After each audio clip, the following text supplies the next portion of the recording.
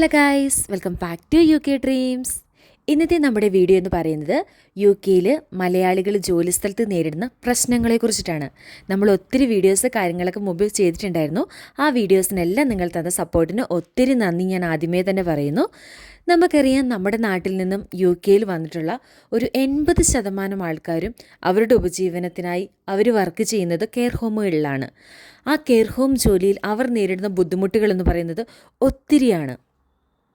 പലപ്പോഴും നമ്മുടെ നാട്ടിലുള്ളവരൊക്കെ കരുതുന്നത് യു കെയിൽ വന്നിട്ടുണ്ട്, അടിപൊളി ജീവിതം, മണിക്കൂറിന് പൈസ കിട്ടും, സുഖം, അടിപൊളി. എന്നാൽ ഇതൊന്നുമല്ല യാഥാർത്ഥ്യം എന്ന് പറയുന്നത്. ആരും മനസ്സിലാക്കുന്നില്ല. ഒരു ഫുൾ ടൈം കെയർ ഹോമിൽ വർക്ക് ചെയ്യുന്നവർ ഒരു വീക്ക് മിനിമം ഒരു 4 ഡേയ്സിലും വർക്ക് ചെയ്യേണ്ടതായിട്ടുണ്ട്. അതും 12 മണിക്കൂർ ഷിഫ്റ്റാണ്. രാവിലെ 8 മണിക്ക് ജോലി തുടങ്ങിയിട്ടുണ്ടെങ്കിൽ തന്നെ പിന്നെ പുറം ലോകം നമ്മളൊക്കെ കാണുന്നത് രാത്രി 8 മണിയാകുമ്പോഴാണ്. ഞാനിവിടെ യു കെയിൽ വന്നിട്ട് 4 വർഷമായി. ആ 4 വർഷവും ഞാനിവിടെ അനുഭവിച്ച ഇഷ്യൂസ് ഒത്തിരിയാണ്. ഈ ഒരു രാജ്യത്ത് വന്നിട്ട് റേസിസം എന്നത് അനുഭവിക്കാത്ത ഒരൊറ്റ മലയാളികൾ പോലും ഉണ്ടായിരിക്കുകയില്ല.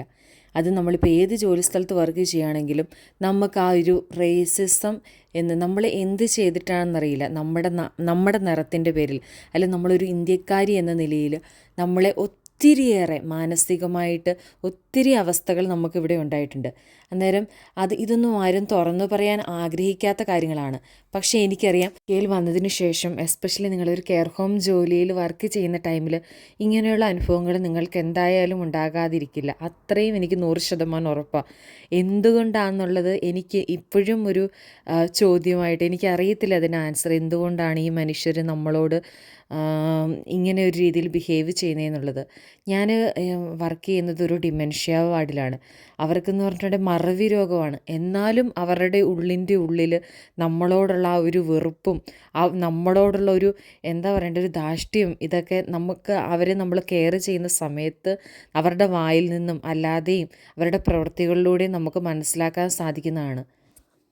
നമ്മുടെ നാട്ടിലുള്ള പലരും വിചാരിക്കുന്നത് ഇവിടെ യു കെയിൽ വന്നിട്ട് സുഖജീവിതം, അല്ലെങ്കിൽ ഒരു അടിപൊളി ലൈഫ്, വർക്ക്, ജോലി, അങ്ങനെയൊക്കെ ആയിരിക്കും കരുതുന്നത്.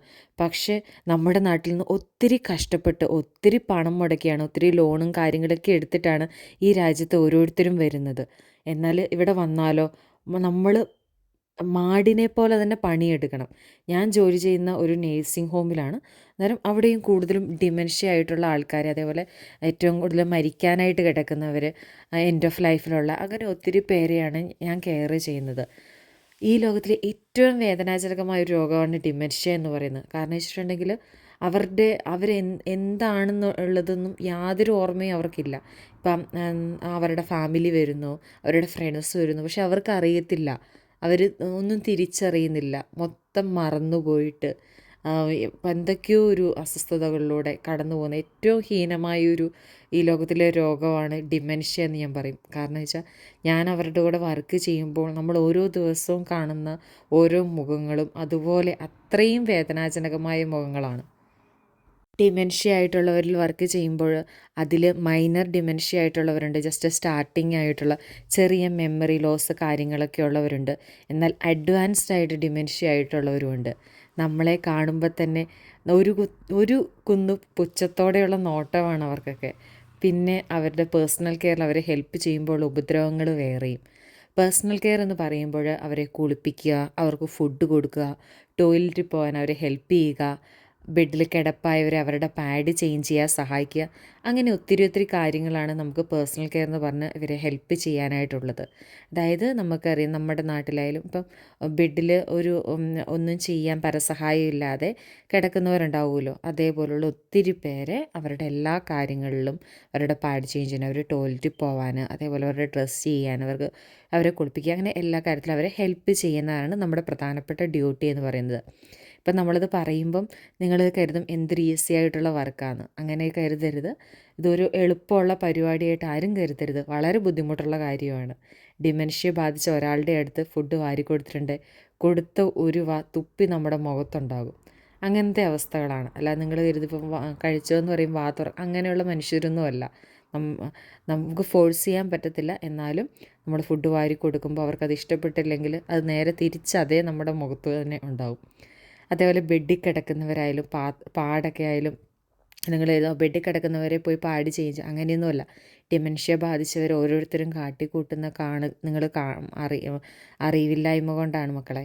എന്നാന്ന് ചോദിച്ചിട്ടുണ്ടെങ്കിൽ ബെഡിൽ കിടക്കുന്നവരുണ്ട്, അവരുടെ പാട് എത്രത്തോളം പീസായിട്ട് അവർക്ക് ആക്കാൻ പറ്റുമോ അത്രയും കഷ്ണങ്ങളാക്കിയിട്ട് മാറ്റും. അന്നേരം ആ പാട് എന്ന് പറയുന്നത് യൂറിനും അപ്പിയും എല്ലാം കൂടെയുള്ള പാടായിരിക്കും. അതിങ്ങനെ ചെറിയ പീസുകളാക്കി തല തൊട്ട് മേല് കാലും വരെ ആക്കി വെച്ചിട്ടുണ്ടായിരിക്കും നമ്മൾ ചേഞ്ച് ചെയ്യാൻ പോകുന്ന ടൈമിലൊക്കെ. അവരെയൊക്കെ ക്ലീനാക്കി കുളിപ്പിച്ച് വൃത്തിയാക്കുമ്പോൾ അവരുടെ വകയുള്ള മാന്തും മടിയും വേറെ സെപ്പറേറ്റ് ഫ്രീ ആയിട്ട്. അങ്ങനെ ഒത്തിരി കഷ്ടപ്പാട് നിറഞ്ഞൊരു അവസ്ഥയാണ് ഒരു കെയർ ഹോം ഫീൽഡിലെ ജോലി എന്ന് പറയുന്നത്. കെയറായി വർക്ക് ചെയ്യുന്ന എല്ലാവരും തന്നെ അനുഭവിക്കുന്ന ഒരവസ്ഥയാണ്. അല്ലെങ്കിൽ റെസിഡൻഷ്യൽ പോലുള്ള കെയർ ഹോമുകളിൽ വർക്ക് ചെയ്യുകയാണെങ്കിൽ ഇത്രയും ഉപദ്രവങ്ങൾ കാര്യങ്ങളൊന്നും ഉണ്ടാവില്ല. കാരണം വെച്ചാൽ അവിടെ ഇപ്പം അവരെ ജസ്റ്റ് ഹെൽപ്പ് ചെയ്യാൻ അത്യാവശ്യം ഇൻഡിപെൻഡൻ്റ് ആയിട്ടുള്ള ആൾക്കാരായിരിക്കും, അവരെ ജസ്റ്റ് ഹെൽപ്പ് ചെയ്യാനാണ്. പക്ഷേ ഡിമെൻഷ്യ പോലുള്ള നേഴ്സിംഗ് കെയർ ഹോമുകളിൽ വർക്ക് ചെയ്യുന്ന ഓരോരുത്തരുടെയും അവസ്ഥ എന്ന് പറയുന്നത് വളരെ പരിതാപകരമായ അവസ്ഥയാണ്. ഇതെല്ലാം സഹിച്ചാണ് ഇവിടെയുള്ളവർ കഷ്ടപ്പെട്ട് ജോലി ചെയ്യുന്നതും പൈസ ഉണ്ടാക്കുന്നതും. അങ്ങനെ ഒരു 12 മണിക്കൂറത്തെ ഒരു ദിവസം ഫിനിഷ് ചെയ്യുന്നത് ഒത്തിരി വേദനകൾ നിറഞ്ഞു തന്നെയാണ്. അതായത് നമുക്ക് ശാരീരികമായി നമ്മൾക്ക് ഇടിയും കിട്ടുന്നതിനെക്കാട്ടിലും എന്തുകൊണ്ടാണ് ഇവർ നമ്മളെ ഇത്രയും മാട്ടുന്നത്, അല്ലെങ്കിൽ ഇവർക്ക് എന്താണ് നമ്മളോട് ഇത്രയേറെ വെറുപ്പ് എന്നുള്ളത് എനിക്കിപ്പോഴും മനസ്സിലാകാത്ത ഒരു കാര്യമാണ്. സത്യം പറഞ്ഞിട്ടുണ്ടെങ്കിൽ നമ്മുടെ നാട്ടിൽ നല്ലൊരു ജോലി കിട്ടിയിരുന്നെങ്കിൽ എന്ന് പലപ്പോഴും തോന്നിയിട്ടുണ്ട്. പക്ഷെ നമ്മുടെ നാട്ടിൽ നിന്നൊക്കെ വന്നപ്പോൾ ഒത്തിരി ലോണും എല്ലാം എടുത്ത് ഒത്തിരി പ്രാരാബ്ദങ്ങളുമായിട്ടാണ് ഇവിടെ പലരും വന്നിട്ടുള്ളത്.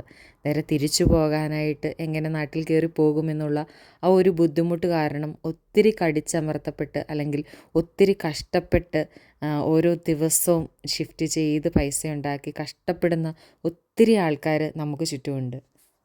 ഇവിടെ നമുക്ക് കിട്ടുന്ന പൈസയിൽ സാലറി കിട്ടുകയാണെങ്കിൽ അതിൽ പകുതിയിലധികവും നമുക്ക് ഇവിടെ തന്നെയാണ് ചിലവ് കാര്യങ്ങളൊക്കെ വരുന്നത്. അതുപോലെ തന്നെ ഇപ്പോൾ ഒരു പ്രശ്നം ഉണ്ടായിട്ടുണ്ടെങ്കിൽ തന്നെ അവർ ഇംഗ്ലീഷ് മാനേജ്മെൻ്റ് ആയിട്ടുള്ളവർ അവർ ഇംഗ്ലീഷുകാരുടെ കൂടെയേ നിൽക്കുകയുള്ളൂ. ഇപ്പം നമ്മളൊരു ഇംഗ്ലീഷുകാരായിട്ട് ഒരു പ്രശ്നം ഉണ്ടാകുന്നെങ്കിൽ അതെന്തൊക്കെ ഒരു ഇഷ്യൂ ആണെന്ന് പറഞ്ഞിട്ടുണ്ടെങ്കിലും അവരെ സപ്പോർട്ട് ചെയ്തിട്ടേ നിൽക്കുകയുള്ളൂ. അങ്ങനെ മാനസികമായി ഒത്തിരി സഹിച്ചിട്ടാണ് ഇവിടെ ഓരോ മലയാളികളും ഓരോ കെയർ ഹോമിലും ജോലി ചെയ്യുന്നത്. നാട്ടിലുള്ള പ്രാരാബ്ദങ്ങൾ ഓർക്കുമ്പോൾ ഓരോരുത്തരും ഒരു യാന്ത്രികമായിട്ട് തന്നെ ജീവിക്കുന്നു. ഒരു സ്പോൺസർഷിപ്പ് നിൽക്കുന്നവരുടെ കാര്യം അതിലും കഷ്ടമാണ്. ക്വിറ്റ് ചെയ്ത് മറ്റൊരു ജോലി ചെയ്യാനും പറ്റത്തില്ല. എന്നാൽ പിന്നെ ഒരു 5 വർഷം കൊണ്ട് എങ്ങനെയും ഒരു PR കിട്ടി എന്തെങ്കിലും മറ്റൊരു ജോലിയിലേക്ക് മാറാമെന്ന് കരുതിയപ്പോഴാണ് UK ഗവൺമെൻറ് അടുത്ത ഒരു അനൗൺസ്മെൻറ്റുമായിട്ട് വന്നിരിക്കുന്നത്. 5 ഇയർ എന്നുള്ളത് അത് 10 ഇയേഴ്സിലോട്ട് മാറ്റാനായിട്ട് പോകുന്നു എന്നുള്ള പ്ലാനുകളും കാര്യങ്ങളും വരുന്നത്.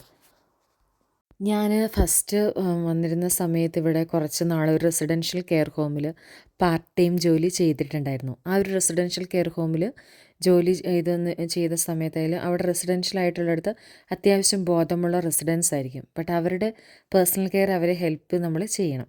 പലപ്പോഴും അവരോട് സംസാരിക്കുമ്പോൾ അവർ പലപ്പോഴും ചോദിക്കുന്നത് നിങ്ങൾ എപ്പോഴാണ് നിങ്ങളുടെ ഇന്ത്യയിലേക്ക് തിരിച്ചു പോകുന്നതെന്നാണ്. അങ്ങനെ ഒരിക്കലും നമ്മളെ എന്തുകൊണ്ടോ അവർക്കങ്ങ് ഉൾക്കൊള്ളാൻ പറ്റത്തില്ലാത്ത അവസ്ഥ എനിക്ക് പലപ്പോഴായിട്ട് ഫീൽ ചെയ്തിട്ടുണ്ട്. അന്നേരം ഈ ഒരു വീഡിയോ കേൾക്കുന്ന ആർക്കെങ്കിലും ഇതുപോലുള്ള എക്സ്പീരിയൻസ് കാര്യങ്ങൾ ഉണ്ടായിട്ടുണ്ടെങ്കിൽ ഒന്ന് കമൻറ്റ് ചെയ്യാനായിട്ട് മറക്കല്ലേ. ഇവിടെ നിൽക്കുന്നതിൽ പലരും നമ്മൾ കൂട്ടുകാരൊക്കെ ആയിട്ട് നിൽക്കുമ്പം ചർച്ച ചെയ്തിട്ടുള്ളൊരു കാര്യമാണ് ഇതെല്ലാം ഇട്ടിട്ട് നാട്ടിലേക്ക് തിരിച്ചു പോയാലോ എന്ന്. ഇഷ്ടമില്ലാഞ്ഞിട്ട് പലരും ഇവിടെ നിൽക്കുന്നതിൻ്റെ പ്രധാന കാരണം തന്നെ മറ്റൊന്നുമല്ല, പ്രാരാബ്ധത്തിൻ്റെ ഒരു വലിയ കടൽ തന്നെയാണ്. നാട്ടിൽ വന്നാൽ ഒരു മാസം കഴിയുമ്പോൾ നാട്ടുകാരും ബന്ധുക്കളും ചോദിക്കും എന്ത് നേടി UK അല്ലാഞ്ഞോ എന്ന്. ഒത്തിരിയേറെ കഷ്ടപ്പാടിലൂടെ ഞാൻ ദൈവാനുഗ്രഹത്തിൽ നേടുന്ന എൻ്റെ ചെറിയ വരുമാനം കൊണ്ട് സന്തോഷിക്കാൻ നാട്ടിൽ എനിക്കൊരു കുടുംബമുള്ളതെന്നാണ് എനിക്ക് ഏറ്റവും സന്തോഷമുള്ള കാര്യം. നമ്മുടെ നാട്ടിലുള്ള ഒത്തിരി പേര് കരുതുന്നുണ്ട് UK വന്ന അടിപൊളി ലൈഫാണെന്നൊക്കെയുള്ള. അടിപൊളി ലൈഫുള്ളവരുണ്ടാകും, പക്ഷേ ഇങ്ങനെ ഒത്തിരിയേറെ കഷ്ടതകളിലൂടെ അല്ലെങ്കിൽ ഒത്തിരി സഹിച്ചും പുറത്തും ഓരോ ദിവസം കഴിഞ്ഞ് നിൽക്കുന്ന ജീവിക്കുന്ന ഒത്തിരി പേരുണ്ട്. അങ്ങനെയുള്ള ഒത്തിരി മുഖങ്ങൾ ദിവസം കാണുന്നുണ്ട്. അന്നേരം അതിൻ്റെ ഒരു എക്സ്പീരിയൻസ് ഞാൻ നിങ്ങളുമായിട്ട് ഷെയർ ചെയ്തു എന്നേ ഉള്ളൂ. അന്നേരം വീഡിയോ ഇഷ്ടപ്പെട്ടിട്ടുണ്ടെങ്കിൽ ലൈക്ക് ചെയ്യുക, ചാനൽ സപ്പോർട്ട് ചെയ്ത് സബ്സ്ക്രൈബ് ചെയ്ത് സപ്പോർട്ട് ചെയ്യുക. Thanks for watching my video. Thank you all.